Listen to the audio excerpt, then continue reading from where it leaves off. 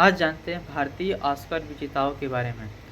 95 अकादमी पुरस्कार 12 मार्च 2023 को हॉलीवुड की डॉल्बी थिएटर में आयोजित किए गए। अकादमी पुरस्कार से ऑस्कर के नाम से भी जाना जाता है। फिल्म उद्योग में सबसे प्रतिष्ठित पुरस्कार समारोहों में से एक है।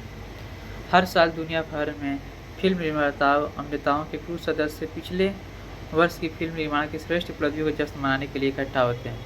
ऑस्कर 2023 का एक रोमांचक कार्यक्रम था जिसमें 2022 की सर्वश्रेष्ठ फिल्में प्रदर्शन और प्रदर्शित की जाती है। दुनिया में सिनेमा के क्षेत्र में हर तरह के पुरस्कार दिए जाते हैं, लेकिन ऑस्कर को मनोरंजन के क्षेत्र में दिया जाने वाला दुनिया का सबसे बड़ा पुरस्कार माना जाता है। 30वें अकादमी पुरस्कार ऑस्कर में सर्वश्रेष्ठ अंतर्राष्ट्रीय फीचर फिल्म श्रेणी के लिए अकादमी पुरस्कार के लिए भारत की ओर से पहली प्रस्तुति महबूब खान की 1957 की हिंदी भाषा की फिल्म मदर इंडिया थी। इससे 4 अन्य फिल्मों के साथ नामांकित किया गया था, लेकिन इटालियन फिल्म नाइट्स ऑफ कैवेरिया ने इसे हरा दिया।